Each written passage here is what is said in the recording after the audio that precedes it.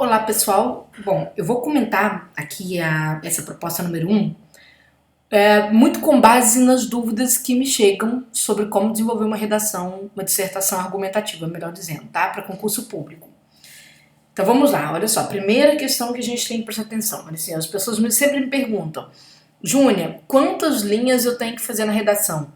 Gente, é dissertação sobre conhecimentos gerais, sobre atualidades, fazer o máximo que você puder.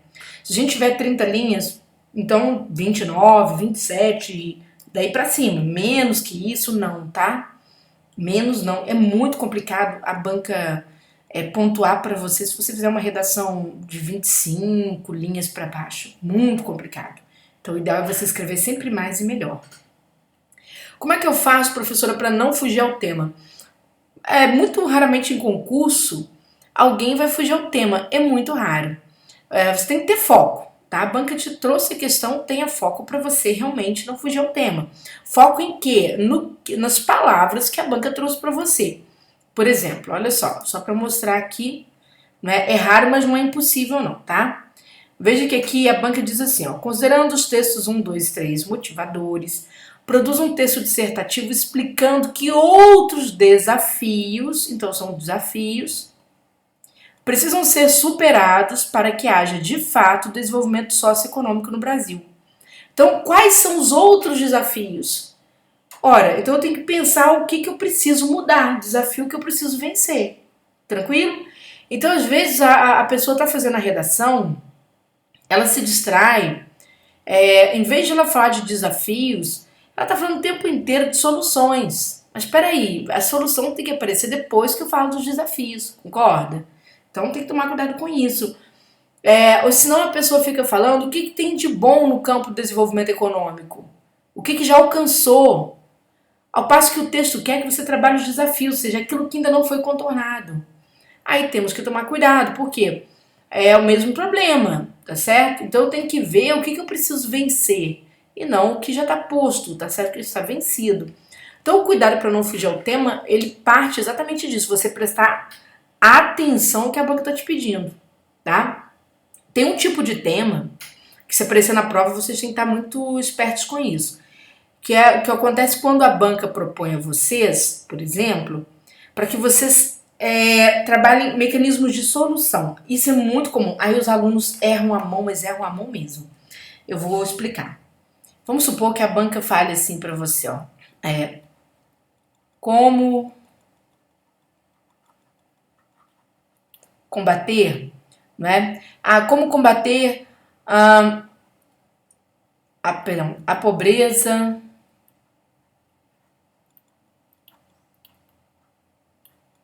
no século XXI. A banca te trouxe esse tema em forma de pergunta, tá? Que não só uma interrogação, mas vamos considerar que sim. Quando a banca te traz esse tema, ela quer saber os mecanismos, os aspectos que são ligados à solução. Não é? Quando não tem solução, não há algo definitivo, ela quer trazer pelo menos aspectos ligados à mitigação do problema aqui, que é a mitigação, o abrandamento, tá, gente? O abrandamento. Às vezes, essa solução ela pode ser tanto um mecanismo de prevenção, né, para você evitar o aumento da fome, mas pode ser também um mecanismo, né, de você remediar, tá?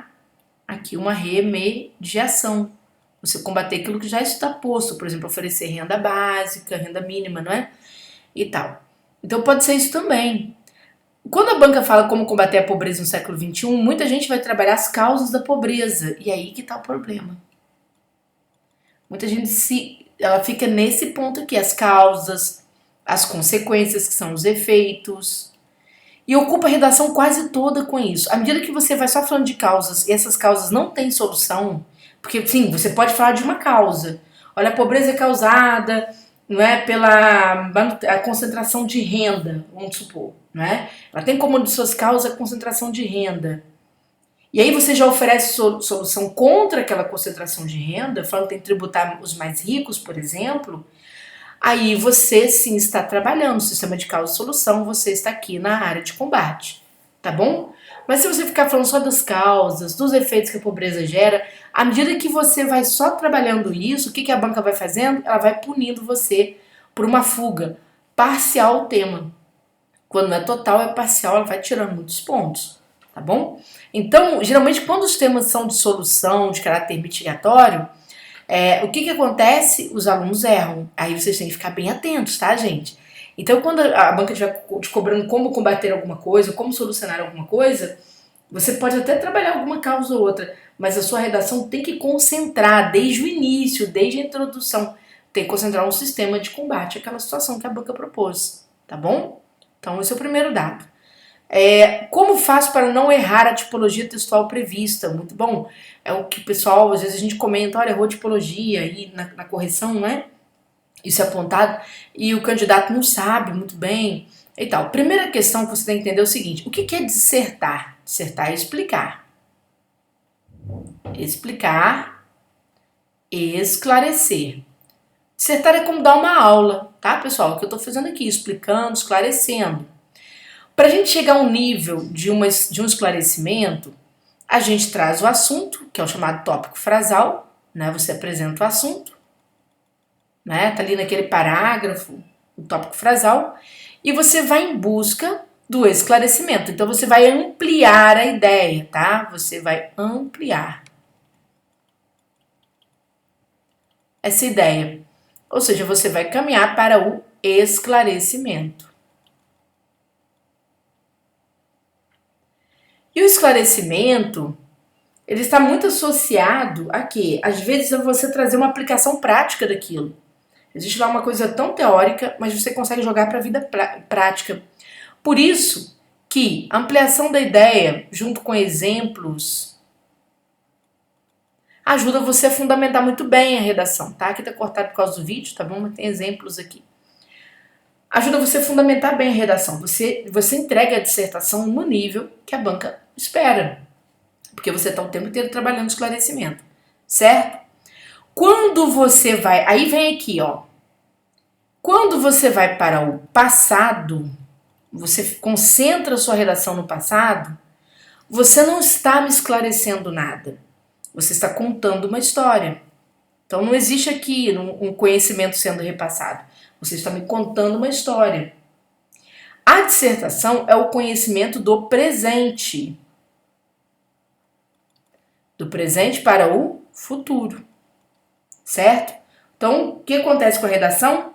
Ela pode ter verbo no passado, um ou outro, porque existe o tal do argumento histórico.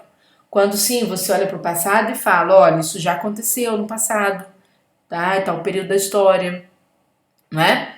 E você volta para o presente. É um argumento sempre muito perigoso, tá, gente? Eu nunca recomendo em concurso público, porque ele é um pouquinho perigoso, o aluno escorrega, fica muito tempo com o verbo no passado, então não é muito sadio, tá? E o esclarecimento, profa, e a argumentação, profa? Então vamos lá. Então a gente evita passado na dissertação. Agora, uma dissertação argumentativa, né, para a gente acertar a tipologia, é aquela redação que explica, esclarece e convence. Ou seja, é outro patamar, precisa te convencer de que aquilo funciona, de que aquilo é válido. E aí, para convencer, você precisa, sim, de exemplos, né? Precisa colocar aquilo na vida prática, as pessoas perceberem que aquilo funciona. Você precisa, o convencimento passa da ideia da informatividade. O que é informatividade? O que eu tenho de novidade sobre aquilo. Então, se eu tenho ali teóricos, ou seja, pensadores que tratam daquele assunto, sociólogos, eu demonstro um grau de conhecimento acima da média. Então, eu trago a expressão, explico e aprofundo, trazendo um teórico. Se eu conheço números, né, a chamada prova concreta, eu tenho números, eu sei resultados de pesquisa. Então, quer dizer, eu tenho conhecimento acima da média, eu estou no concurso público. Então, o que acontece? Eu estou dentro da tipologia prevista, porque eu vou dissertar de forma argumentativa. Eu estou trabalhando com convencimento, tá bom? Então, o convencimento não é só não é aquilo que tá na sua cabeça. O que está na sua cabeça, a ideia é sua. O convencimento vem da comprovação do que aquilo que você pensa realmente é fato. Tá bom? Mas, vamos lá. Então, o convencimento precisa de repertório. Fato. Vamos mais. Como faço para iniciar o texto? Texto dissertativo argumentativo em concurso. Vamos lá, a primeira questão aqui, ó. Eu vou te chamar sua atenção. Em concurso público, alguns princípios são muito aclamados. Por quê? São princípios administrativos, ou seja, a banca vai contratar gente que tem esse perfil. Então a redação funciona como se fosse uma entrevista, tá? Uma entrevista de perfil. Ah, quais são os princípios administrativos? Você tem lá, né? Você tem lá a isonomia, a legalidade, a moralidade, por aí vai. Eficiência, até se esticar um pouquinho, eficácia, né? E por aí vai. Mas, certo? Mas, o que você tem? A publicidade, né? Aquilo tem que estar bem visto. Ora, a banca, no texto, ela observa também estes critérios, porém, adaptados a critérios de textualidade. Então, por exemplo, se o servidor precisa trabalhar de acordo com a lei, no texto ele mostra que ele é bastante o quê? Preciso. Ele só faz aquilo que a banca manda. Por quê? Porque na vida real ele terá que fazer apenas aquilo que a lei manda, tá bom? Então, ó, produz um texto dissertativo explicando que outros desafios precisam ser superados para que haja de fato desenvolvimento socioeconômico no Brasil. Então, as palavras-chave, elas representam o núcleo da precisão. Se você abrir a redação oficial da Presidência da República, né, que é a redação que orienta praticamente quase tudo que se produz aí em termos de texto, ou pelo menos em tese deveria servir para orientar. O que acontece ali? Você tem muita precisão. Se você abrir, acho que na página 18, página 17, eles vão explicar sobre a precisão, manutenção das palavras originais. E a mesma coisa na redação, ó. Muito embora o Brasil, né? Então você tem aqui o Brasil, apresente bons números que indicam melhoria econômica. Há uma série de desafios que precisam ser superados para que haja desenvolvimento econômico de fato. Olha só, desafios precisam ser superados para que haja desenvolvimento econômico de fato. Então, isso aqui tem que acontecer. Onde? Na introdução. Então, na introdução, a primeira coisa que você tem que cumprir é a precisão. Primeira coisa. Segundo aspecto, a objetividade. Você precisa provar que é eficiente. Você quer trabalhar para o serviço público. Você tem que transmitir características suas, né, que vêm ali para o texto inconscientemente, é claro, aqui conscientemente, que provam que você é objetivo. E o que é ser objetivo? É ir direto ao assunto, em termos de texto. A banca pergunta, outros desafios. Então, quer dizer, você traz aqui a palavra-chave, aí você continua falando do assunto no mesmo sentido, nesse sentido. Promover a descentralização de fatores que gera desenvolvimento socioeconômico é um destes desafios. Opa! Olha você já respondendo a introdução. Um desafio seria promover a descentralização de fatores que geram desenvolvimento econômico. Outro desafio é modernizar a administração do Estado. E, por fim, há o desafio de se combater a precarização do trabalho. Hoje, na palavra desafio, está vindo muito assim, repisado. Você não acha muito repetitivo, não? Em concurso, não, gente. Em concurso, palavra-chave. Palavra-chave tem que constar. É precisão temática, tá? Então, perceba que nessa introdução apareceram os 3 desafios, tá? Ou 2 desafios. Ou seja, já foi dada a resposta. Júnior, o que vai fazer com essa resposta antecipada? Desenvolver depois. Para isso você tem o desenvolvimento. A palavra, né, já diz tudo. Para isso você tem o desenvolvimento. Tá bom? Perfeito? Depois nós temos, a banca diz assim, de que forma eu me posiciono diante do tema? Muito bom. Vamos lá? Primeiro, existem 2 tipos de temas para a dissertação argumentativa. Você tem os temas de exposição de conhecimento e os temas polêmicos. Certo? Durante a vida toda a gente lidou mais, principalmente em colégio, com temas polêmicos, temas que diante dos quais, né, a gente teria que se posicionar. Então o tema polêmico ele te pede um posicionamento muito claro, que no concurso não pode ser aquele posicionamento do meio termo. concurso, tem que ser um posicionamento claro. E quando a banca fala posicionamento claro, muita gente começa a redação falando assim: ah, quem acredite em tal coisa. Não, não é quem acredite, é você. Em que você acredita? Então você tem que falar, não é o que é certo. Por exemplo, se a pessoa fala assim: os sistemas de inteligência artificial serão importantes para a administração pública no Brasil? Vamos supor, tá? Os sistemas de inteligência artificial serão importantes para a administração pública no Brasil ou irão distanciar o cidadão da administração? Alguma coisa assim. Você tem que ser muito claro em relação a isso. Não é falar, segundo, tem um que começa assim, segundo, né, por exemplo, Manuel Castro, os sistemas de inteligência artificial não serão bons para a administração. Peraí, esse posicionamento é do Manuel Castells, não é seu, tá? Manuel Castells, um sociólogo aí, principalmente da área trabalhista. Então não é seu, você tem que saber o que é seu. Isso não é feito em primeira pessoa, obviamente não. Primeira pessoa do singular não é que. Não é que não pode, a gente não tem o hábito, tá, gente? A gente evita por causa senão você torna aquilo muito personalizado. Então você pode falar, né, por exemplo, os sistemas de inteligência artificial, vírgula, por mais polêmicos que sejam, vírgula, são importantes sistemas para a melhoria da prestação do serviço público. Então, quando você diz que são importantes, você está se posicionando. Então, o posicionamento tem que ser claro. E eu tenho que chegar com esse posicionamento até o final da redação. Com muita clareza, eu não posso mudar de ideia, tá bom? Posso ficar em cima do muro? Em concurso, não. Concurso, não. Tem que ter um lado. E defender esse lado até o final. É isso que a gente chama de coerência. É a manutenção, né, daquela intenção textual que você começa e vai até o final. É um dos aspectos da coerência. Já os temas de conhecimento são aqueles temas que não exigem da gente uma opinião. A gente não tem uma opinião se a gente é a favor ou contra. A gente vai expor conhecimento.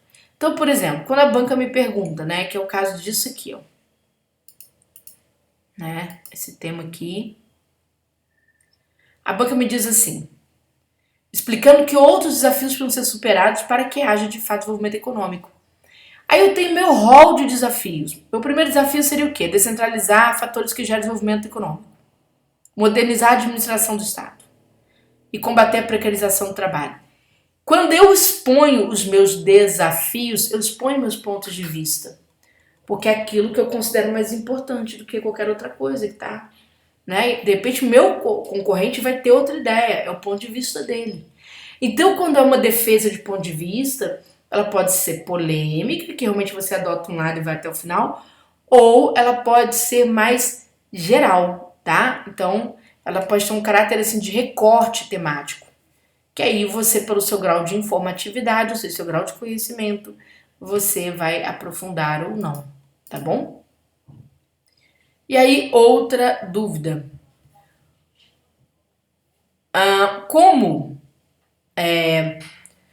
Outra questão. Essa questão aqui de se posicionar diante do tema. Vamos supor que se você está diante de um tema polêmico. Tema polêmico. Pessoal, não é o posicionamento pessoal que você tem. Às vezes você detesta tal assunto pelo lado, né? Que boa parte das pessoas gostam. Você não acredita nisso. Mas você tem que lembrar que você está num concurso público. E às vezes você tem que se posicionar, não é de acordo com a banca não, gente. A gente escuta isso. O aluno fala assim, se a gente não fizer o que a banca quer, a gente não passa. Não é de acordo com a banca, é de acordo com a Constituição Federal, certo? Que vai reger a sua vida ali muito mais do que a de um cidadão. Então, o seu posicionamento, ele tem muito a ver com o que a gente chama, gente, de objetivos fundamentais da República, que é uma situação que não tem nada a ver com partido. Até digo para vocês, por exemplo, que os objetivos fundamentais da República, eles estão na Constituição Federal de 88, certo? E eu vou falar desses objetivos, aí alguém vai falar assim, também essa Constituição foi escrita pelo pessoal do partido B ou partido A.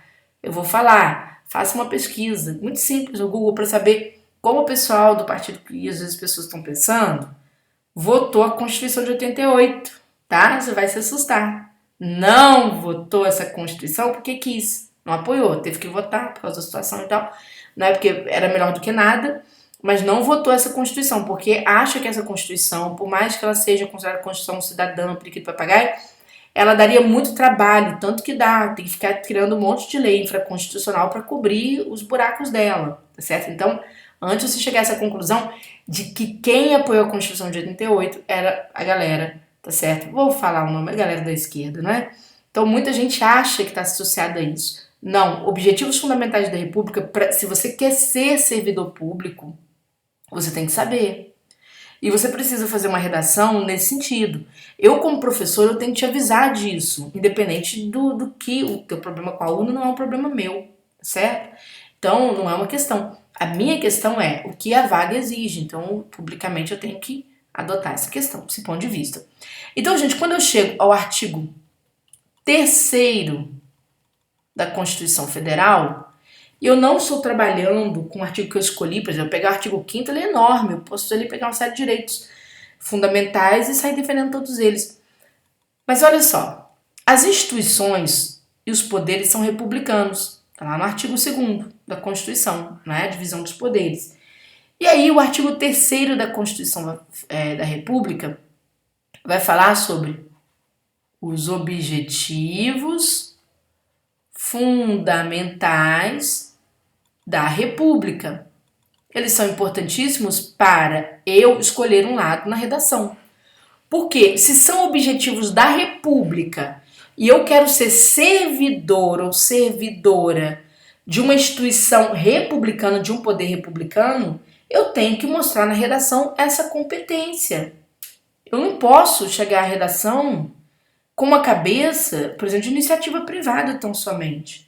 Tá? Eu tenho que me preocupar. E o que eu tenho nesses objetivos fundamentais? Né? Tem gente que sabe de cabeça, tem que saber e tem que usar. Tá? Isso não resolve. Tem gente que não, por exemplo, tem o inciso 1º, que é o quê? E aí você vai pensando diante dos temas, ó, construir uma sociedade, não é? Livre, peraí gente, tá bravo aqui, justa, livre, justa e solidária.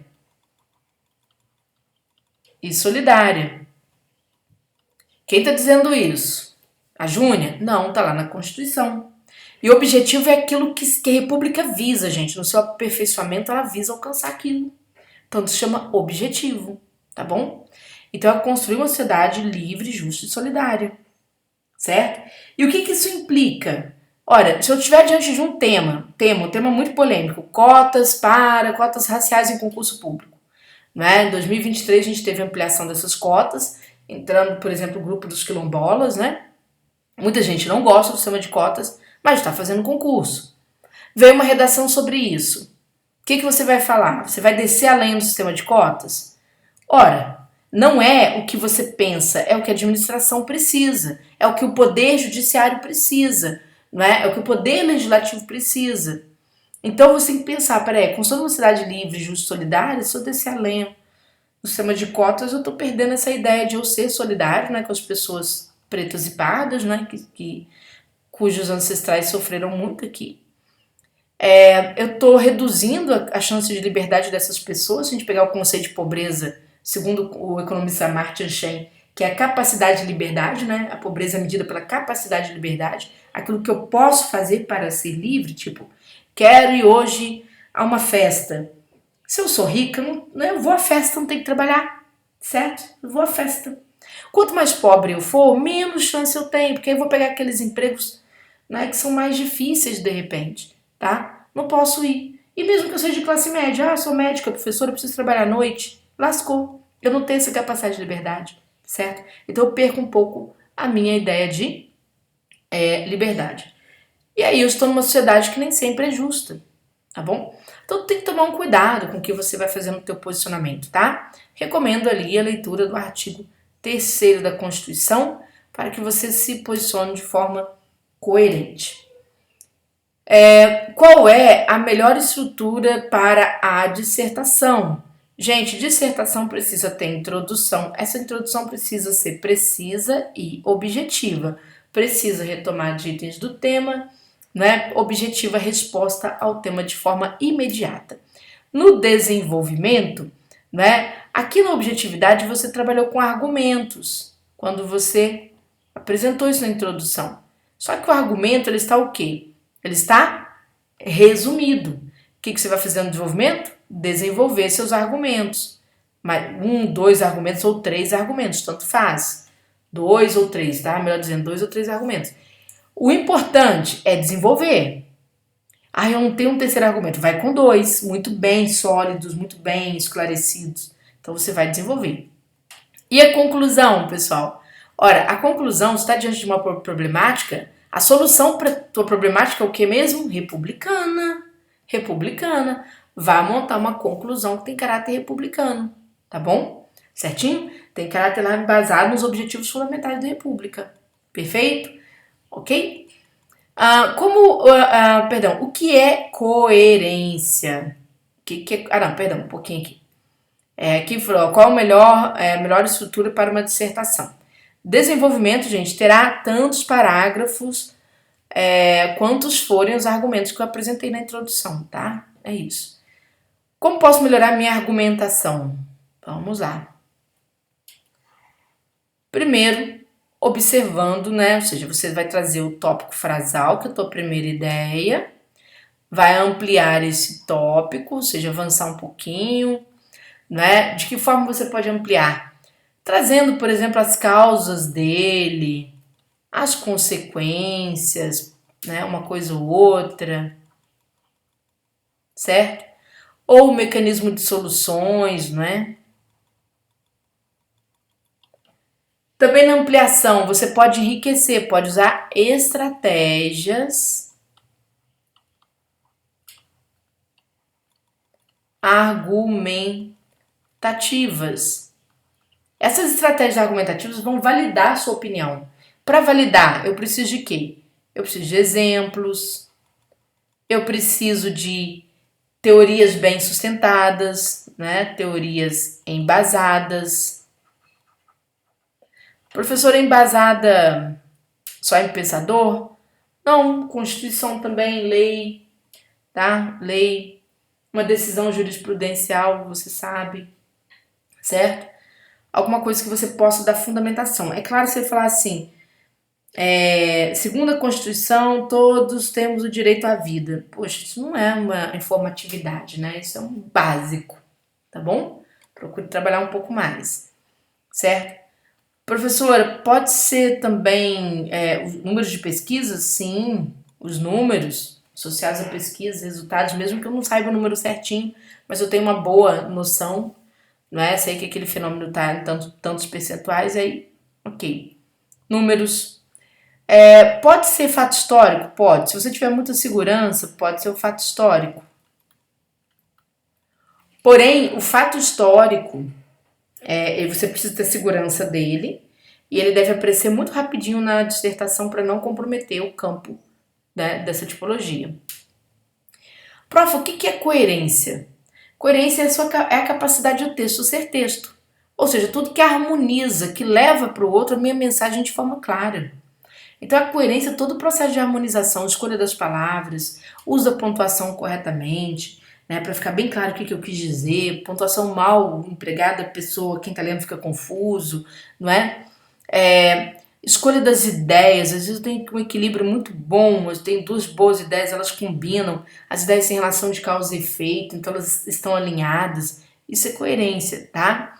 Então ela passa muito por isso aí. O exemplo que eu trouxe, ele casa muito bem com a teoria. Na hora que eu vou aplicar esse exemplo, está muito claro, bem coerente. O outro consegue perceber que sim. Então a coerência acontece quando a sua redação é bastante perceptível para o outro, tá bom? E como usar a coesão? Coesão é costurinha, tem gente que se esquece. Para você usar bem a coesão, a primeira dica que eu vou te dar é trabalhar com períodos menores, ou seja, usar mais ponto final. Usar mais ponto, né? O ponto final. Porque cada vez que você usa ponto, você precisa refazer o jogo. Você precisa colocar um pronome, né? Um pronome ele demonstrativo, né? A pessoa explica X aqui, ó. X é não sei coisa, ponto. Isso significa, tá vendo? O pronome demonstrativo, ele começa o jogo. Quando é o demonstrativo, é o pronome pessoal, né? Surgirá em breve a reforma da administração pública, ponto. Ela passará, né? Por várias discussões. Então, se ela vai ficar um pouquinho confusa entre administração pública e reforma, mas você pode usar o pronome quando você não tem situação de confusão, tá? O pronome pessoal. Então você está sempre começando e está sempre exercendo a coerência, a coesão. Que coesão é a costura, pessoal. A coesão é aquela costurinha que se dá quando eu saio de um período X, né? Vou para um período Y, mas eu não vou de graça, tá? Eu vou trazendo um xizinho aqui ao lado, tá bom? Isso é coesão, tá bom? Como eu faço para errar menos a gramática, Júnior? Então, a gente tem que fechar com aqueles assuntos. Para você errar menos a gramática, eu expliquei coesão muito passando, tá, pessoal? Mas para errar menos a gramática, você precisa primeiro encurtar período. Começa uma questão aí, para você não errar concordância, não ficar nada muito distante. Então, você encurta o período.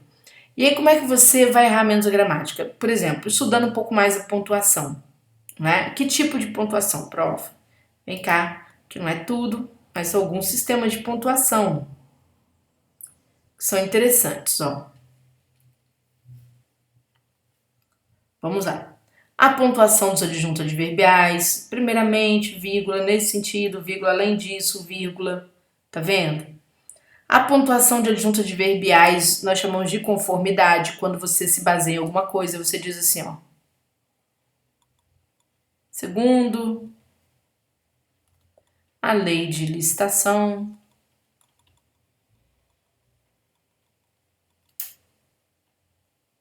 vírgula, que essa aqui é uma conformidade, de acordo com não sei quem, vírgula. Outro erro comum da pontuação, não é? O por exemplo, gente, que fica entre vírgulas, por exemplo, vírgula, por exemplo, vírgula, ou vírgula, por exemplo, dois pontos, certo? Esses são os casos mais comuns, tá? E outra, é você ter bom senso, por exemplo. Se você colocasse vírgula aqui, ó, aí você vem lendo. Muito embora o Brasil, veja que você precisa seguir, não precisa? Então essa vírgula aqui está atrapalhando o sentido. Aí não dá, tá? Certinho? Você precisa seguir até onde a sentença termine seu sentido, tirando as regrinhas de pontuação que são básicas, tá bom? Então, essas são as preocupações da pontuação em linhas gerais. Também tomar cuidado com a regência, certo? Por exemplo, se você vai usar o verbo acarretar, não é acarreta em, acarretar não pede preposição, tá? É sem preposição. Sem preposição. Ou seja, acarreta alguma coisa. Então, você diz, por exemplo, né? A reforma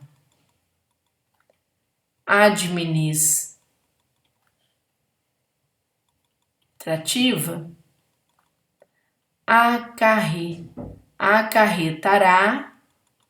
acarretará extinção de cargos. Extinção de cargos. Então veja que não é acarretará em extinção de cargos, não tem acarretará extinção de cargos. É a mesma coisa o verbo implicar. O verbo implicar no sentido de gerar alguma coisa, acarretar, não pede preposição também, tá bom? Então cuidado, certo? Também, gente, lá na concordância, por exemplo, verbo haver fica no singular, tá? Ó, muito embora haja bons números no Brasil, haja. Verbo haver no singular, indicando existir, certo? Cuidado com as rasuras, né? Às vezes o aluno, igual esse haja que eu escrevi aqui, ó, ficou mal, aí o aluno começa a forçar. Diz que não, melhor você só riscar, escrever o haja aqui de lado, certo? Pingo no i, pingo no j tem que ter, porque a banca vai punir, certo? Ah, o aluno usa um tio assim, ó. Não é tio. Respeitar o grafema, tá bom? Então, cuidado, os acentos têm que ficar bem visíveis, São formas de você acertar no português. E à medida que você vai trabalhando com períodos menores, menos besteira você faz, tá bom? E mais, como faz para concluir bem o texto? Conclusão típica de que mesmo? De objetivo republicano. Olha só, a superação de tais desafios exige um esforço conjunto do governo, do setor privado e da sociedade civil. É fundamental, neste século XXI, que todos os setores da sociedade brasileira, embasados no afã de se viver republicanamente, em uma sociedade mais justa, livre e solidária, se engajem na busca de soluções para reduzir os problemas que impedem o atingimento de um desenvolvimento econômico sólido. Então, veja, a sociedade, não é? Ou seja, unindo forças com o governo, tá certo? O que se visa? Uma sociedade mais justa, livre e solidária. Então, quer dizer, isso é o aspecto republicano. Às vezes você não tem a solução pronta, por exemplo, essa conclusão aqui não tem uma solução pronta. Mas ela diz o quê? Olha, a solução, seja qual for, ela passa pela junção de todos os setores da sociedade. E aí você traz alguma coisa relacionada ao artigo 3º da Constituição, que é o que mesmo? Os objetivos fundamentais da República. Aí você vai se dar muito bem em concurso, tá bom? Bom, espero que vocês tenham entendido, tenham gostado dessas dicas, né? Próximo vídeo nosso nós vamos pegar um exemplo de dissertação, a gente vai trabalhar a fundo o exemplo de dissertação, para você entender o que é uma dissertação argumentativa, como dizem as pessoas, de uma vez por todas. Compreendido isso, fica muito mais fácil depois, tá bom? Um beijo para vocês.